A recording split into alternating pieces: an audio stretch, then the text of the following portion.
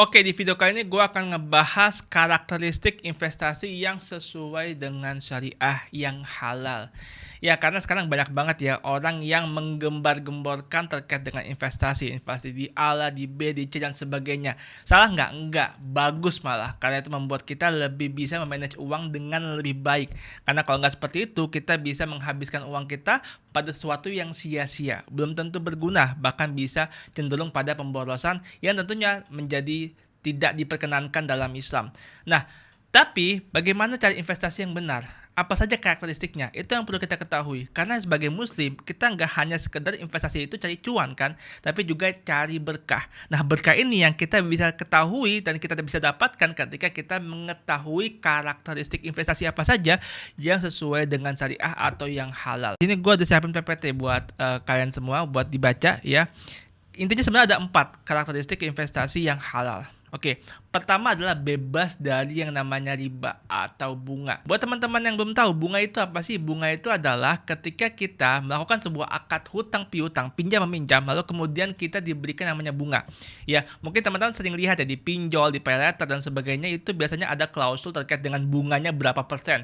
Ya, kita pakai itu, kemudian kita harus bayar ke pihak payletternya, pihak pinjolnya dengan tambahan bunga gitu ya, sekian persen. Nah, itu masuk ke dalam hitungan riba teman-teman semua. Kenapa? Karena akadnya adalah hutang piutang pinjam meminjam. Ketika hutang piutang pinjam meminjam itu ditetapkan yang namanya bunga atau riba, maka itu termasuk ke dalam dosa besar. Ya, karena kaidahnya adalah kullu qardin jar'a manfa'ah fahuwa riba. Setiap pinjaman yang diambil manfaatnya dalam konteks ini adalah riba atau bunga itu adalah setiap pinjaman yang diambil manfaatnya itu masuk ke dalam riba. Oke, dan bunga itu adalah manfaat dari pinjaman yang ditetapkan. Oke, jadi bagaimana bentuknya dalam investasi? Ada banyak teman-teman semua, kayak deposito konvensional, obligasi, dan seterusnya. Ketika mereka itu kan sebenarnya prinsipnya adalah mereka menawarkan namanya bunga. Ya, kalau obligasi mereka menawarkan kupon yang sebenarnya ya bunga-bunga juga. Deposito pun menawarkan bunga.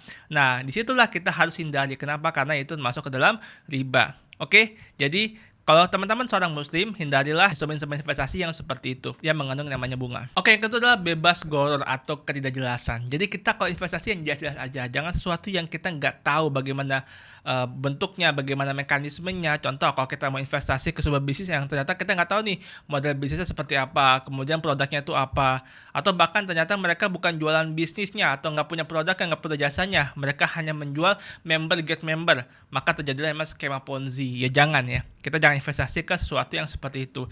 Jelas-jelas itu haram karena apa? Tadi goror, nggak jelas. Nah, kemudian yang ketiga adalah bebas maisir atau judi alias spekulasi. Nah, bagaimana bentuknya? Ini sering terjadi dalam mekanisme yang namanya futures. Buat teman-teman yang belum tahu, jadi ada mekanisme dalam saham itu ataupun kripto itu ada spot sama futures. Ya, mekanisme ketika kita melakukan aktivasi trading. Nah, spot ini intinya adalah kita beli di harga saat itu dan pada waktu itu kita miliki asetnya.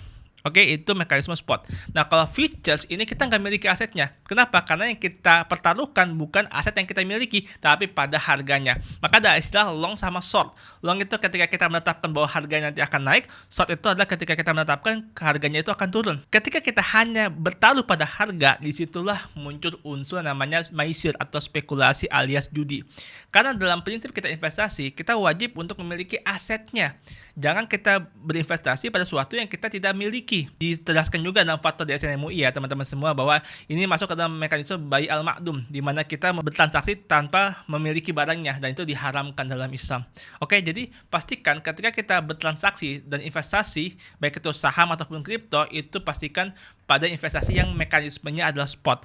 Dan ingat ya, pilihlah saham-saham atau kripto yang sesuai dengan ketentuan syariah atau yang halal. Dan yang keempat adalah menghindari sektor yang haram. Sektor haram seperti apa? Ada banyak teman-teman semua. Sebenarnya nggak banyak juga sih. Ya beberapa lah.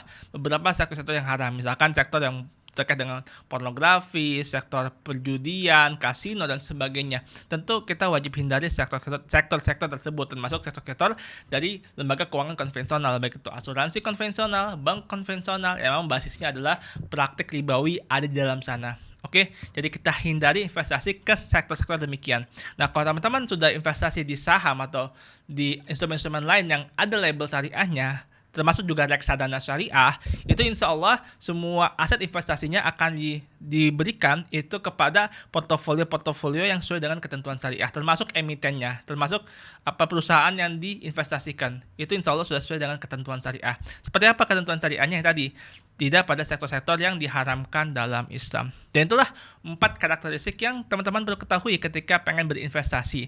Jadi jangan sampai kita berinvestasi hanya karena FOMO, kita beli A terus ikut beli A, kita beli B, kita ikut beli B, tanpa kita mengetahui secara prinsip apakah investasi yang kita lakukan itu sesuai dengan ketentuan syariah atau tidak. Jangan sampai kita malah investasi ke sesuatu yang ternyata diharamkan dalam Islam. Bukannya dapat berkah, malah kita mendapatkan sesuatu yang tidak kita inginkan, yaitu mendapatkan dosa.